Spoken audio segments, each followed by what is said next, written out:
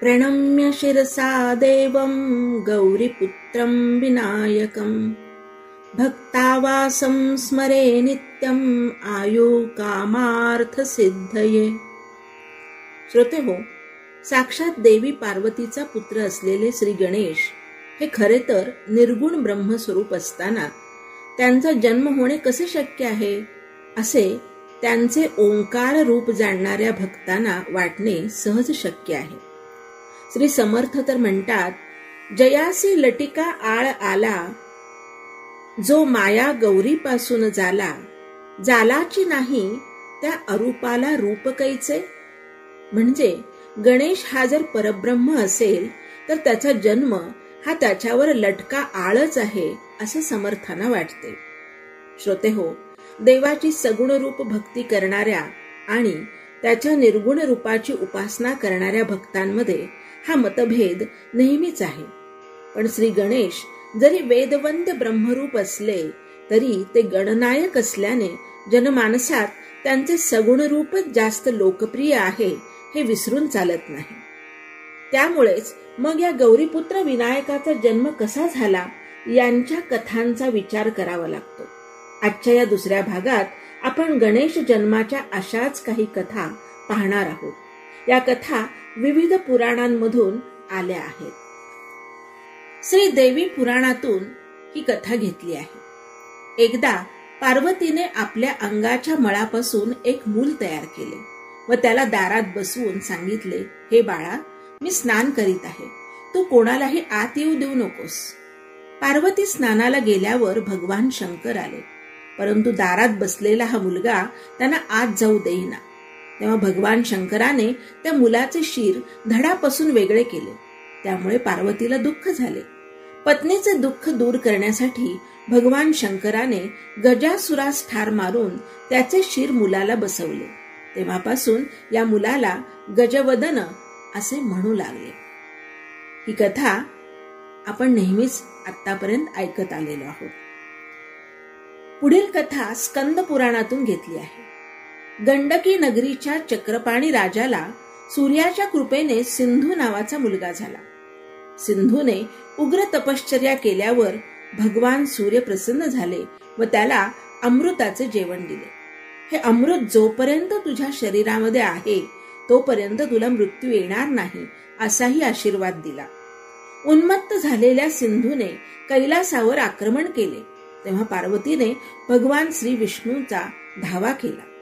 मी आपल्या उदरी जन्म घेऊन सिंधूचा अंत करील असे त्यांनी पार्वतीला वचन दिले. आपला वध करणारा आपला शत्रू पार्वतीच्या उदरामध्ये वाढत आहे असे कळाल्यावर सिंधूने सूक्ष्म रूप घेऊन पार्वतीच्या गर्भातील मुलाचे शिर धडा वेगळे केले.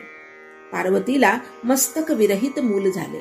तेव्हा भगवान शंकराने गजासुराला मारून त्याचे शिर मुलाच्या धडाला जोडले.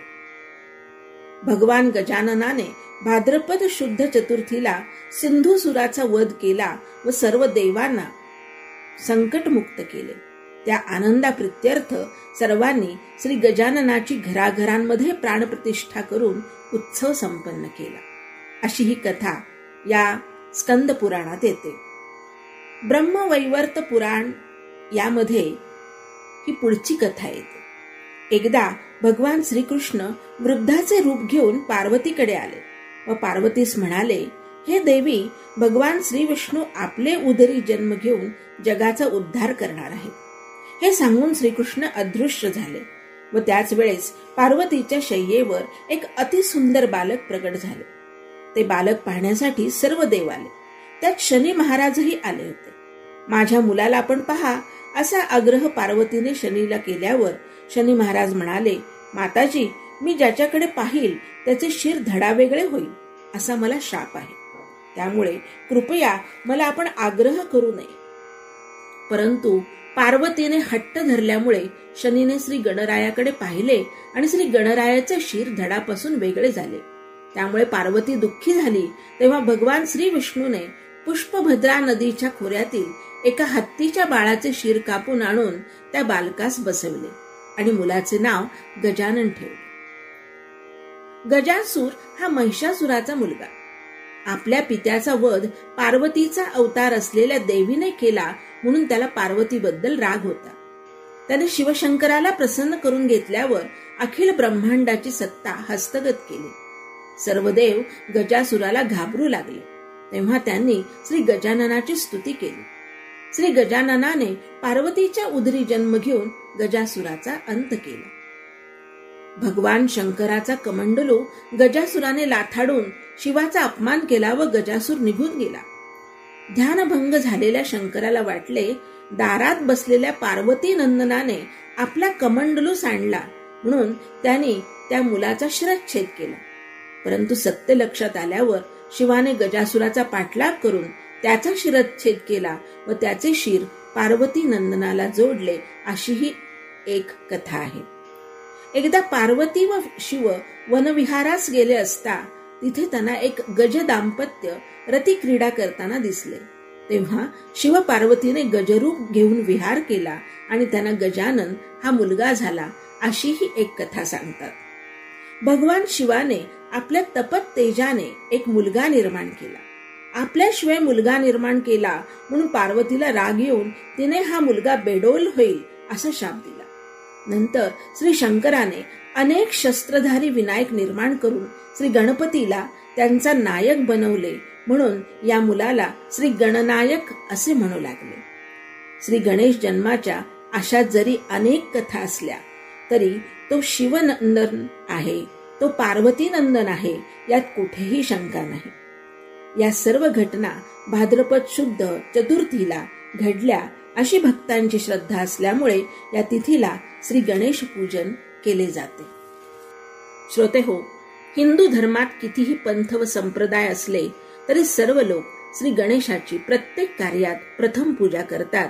तसेच श्री गणेश हा विष्णूचा अवतार असल्यामुळे वैष्णव तर तो शिवनंदन असल्याने शैव असे दोन्ही पंथाचे लोक श्री गणेशाची पूजा करतात. श्री गणेशाला प्रत्येक कार्यात अग्रपूजेचा मान का मिळाला याची ही एक मनोरंजक कथा आहे. कथा अशी: सृष्टी निर्मितीनंतर अग्रपूजेचा मान कोणत्या देवतेला मिळणार असा प्रश्न निर्माण झाला. तेव्हा ब्रह्मदेवांनी सर्व देवतांना सर्वांना आपापली वाहने घेऊन पृथ्वी प्रदक्षिणा घालण्यास सांगितले. सर्व देवगण पृथ्वी प्रदक्षिणेस निघून गेले. गणपती मात्र शंभू महादेव आणि पार्वती यांच्या सोबतच कैलासावर बसून विचार करीत राहिले. मूषकासारख्या वाहनावर बसून पृथ्वी प्रदक्षिणा घालण्यापेक्षा आपण आपल्या वंदनीय मातापितांना प्रदक्षिणा घातली तर ते पृथ्वी प्रदक्षिणे समानच आहे असा त्यांनी विचार केला आणि त्यांनी शिव पार्वतीला प्रदक्षिणा घातली व ते तेथे स्वस्थ बसून राहिले. सर्व देव पृथ्वी प्रदक्षिणा घालून घामाघूम होऊन परतले. तेव्हा ब्रह्मदेवांना गणपती तिथेच आधी बसलेले दिसले. तेव्हा त्यांनी त्याचे कारण विचारले. तेव्हा त्यांनी माता पित्यांना प्रदक्षिणा घालणे हे पृथ्वी प्रदक्षिणे समानच आहे असे शास्त्र सांगते, त्यामुळे मी वेळ न घालवता माझ्या मात्या पित्यांना प्रदक्षिणा घातली असे त्यांनी सांगितले. तेव्हा ब्रह्मदेवांनी त्यांच्या बुद्धी चातुर्यावर प्रसन्न होऊन त्यांना अग्रपूजेचा मान दिला. श्रोतेहो, या कथेमध्ये श्री गणेश आपल्याला सर्व कामे बुद्धी चातुर्य वापरून वेळेत कशी करावी याची प्रेरणा तर देतातच, परंतु त्याचबरोबर मात्या पित्यांचा आदर करणे हे किती पुण्यकारक आहे याचाही परिपाठ देतात, जो आजकाल आपण विसरत चाललो आहोत. गणेश उत्सवाच्या या काळात या निमित्ताने बाप्पा तुम्हाला उत्तम बुद्धी देवो आणि माता पित्याच्या बद्दलचा आदर तुमच्या मनात वृद्धिंगत करो हीच गजानन चरणी प्रार्थना. गणपती बाप्पा मोरया.